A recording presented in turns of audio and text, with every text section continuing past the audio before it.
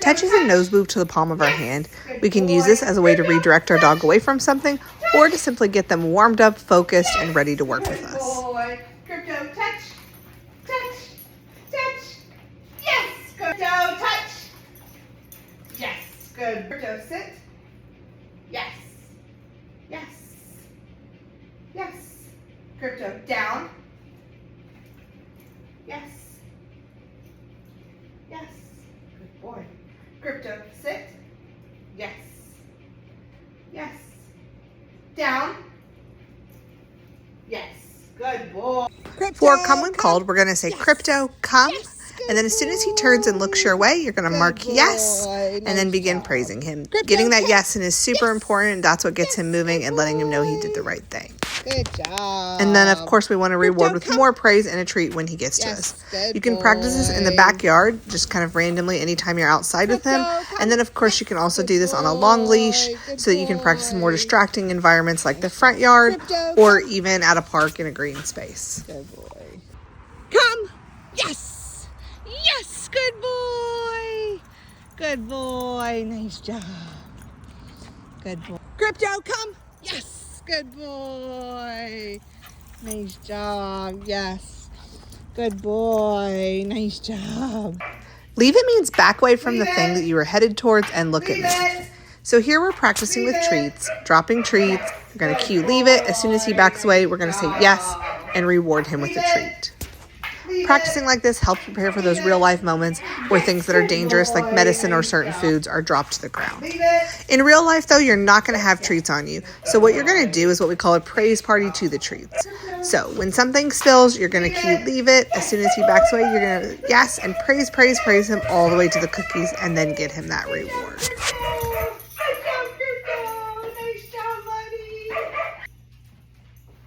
Leave it.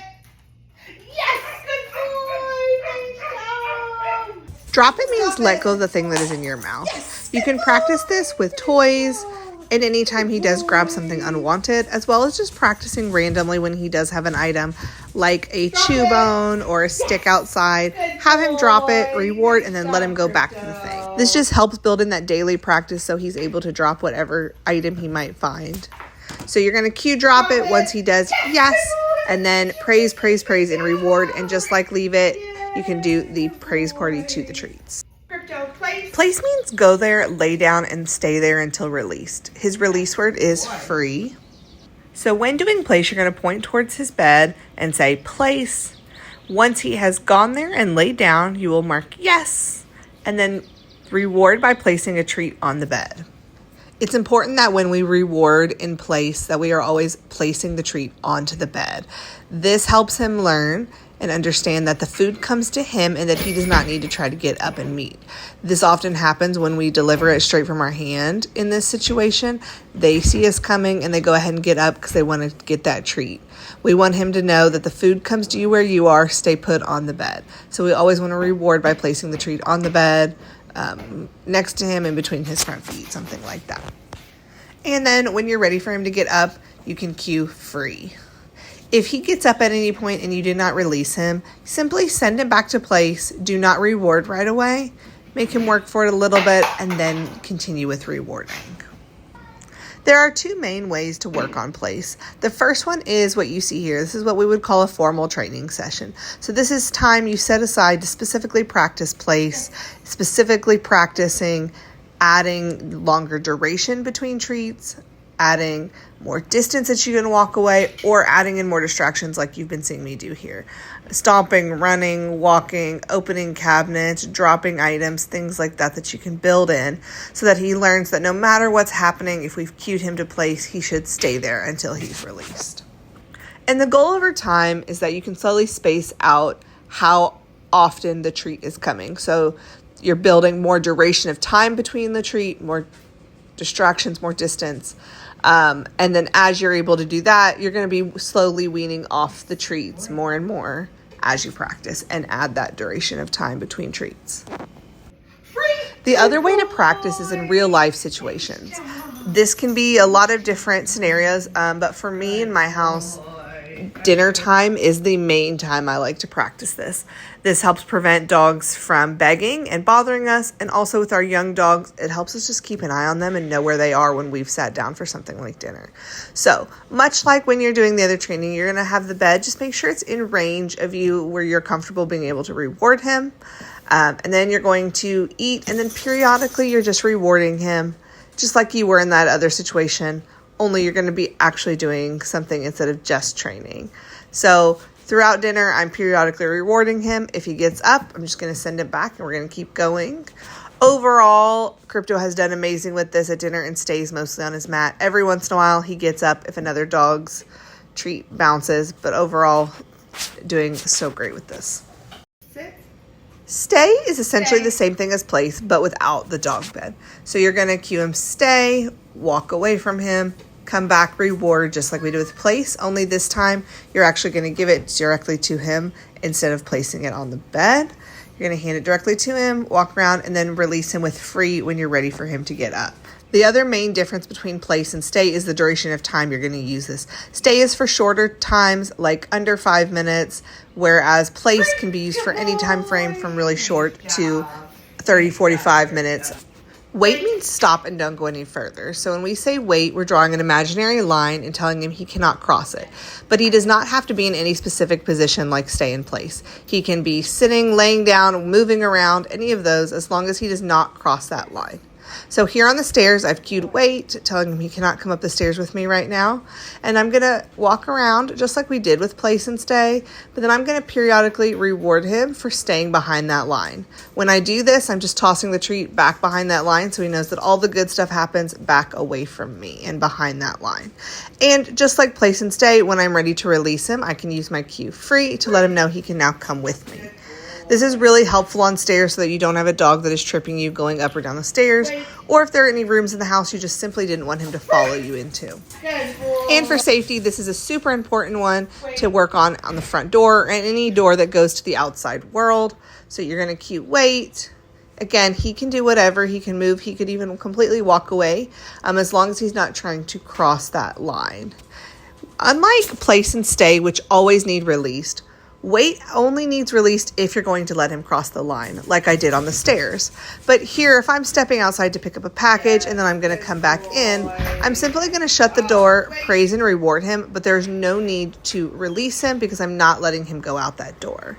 The only time I would do that around the front door is if I was going to let him go out because maybe we're going out for a walk or something. So the key differences between wait and place and stay are that they do not need to be in any specific position. They can be moving around as long as they don't cross that line. And also it only needs released if they're going to go out the door or cross that line. The best way to practice this is just to build it into your daily life anytime you're going out a door, up or downstairs, or anytime you're going into a room where maybe you don't want him to follow you. You can simply say wait, go through the door, and shut it or leave it open. Free. Good boy. All right, so I'm out on a walk with Krypto, and we're just going to talk about what to do and how to keep up his leash walking training. Come on, Krypto. So the main thing you're going to see me doing here is what we call rewarding good choices. So that means when he's walking nicely next to us, when he is walking within length of the leash and it's still staying loose, whether he's a little wide like he is now or a little in front, we're going to go, yes, and mark and reward him right at our side. So this is letting him know he's doing something we like. Yes. So you're just going to say yes and then place your hand at your side and reward. It's really important that you're using the hand closest to him. Yes. So that he knows this is where all the good stuff happens. Right here, Krypto. It's in my hand still, buddy. There we go. And also, we want to avoid him crossing in front. If we use our other hand and cross in front of our body to feed, he is going to start meeting you in front. So we want to use that hand closest to him to keep him at our side and continue to show him that all the good stuff happens close to us. And this is how you're going to start getting this walking, where he's walking really nicely next to you. If he wants to stop and sniff, we're going to let him sniff. Yes. As long as he's within length of the leash and he's not trying to pull us up into someone's yard or out into the road or something. We want to give him time to sniff. It's important for dogs to have that time, good boy. But if he were to stay longer and I was ready to move on, I would cue him, let's go, to kind of let him know we're going to move again. Yes. So right now with rewarding good choices, we are rewarding around 100% to 75%, somewhere in that range. So still pretty often, but the goal is as you do this more and more, you're going to start weaning from that 75% to 50% to 25%, and down and so on. But by rewarding his good choices right now, we are weeding out the opportunity to pull so that we don't even have to address pulling because he's not even getting the chance to do that. Let's go. Good boy. Yes. Good boy. And we're teaching him simultaneously, right, what we want instead of just what we don't want him doing. Overall, he has done really great with this. You can see he has been walking nicely throughout his time. Once we got him focused and able to work outside, he has just done so well with his walking, and he's very much a delight to take for a walk. Come on, buddy. Sometimes he does try to crisscross, so if you catch him trying to crisscross, you're just going to grab the leash, kind of guide him back into the zone where you want him, and then continue rewarding those good choices again. Yes. Good boy. Good boy.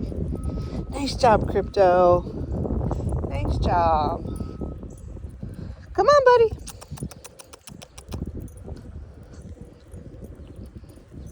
And that's a wrap on Krypto's training.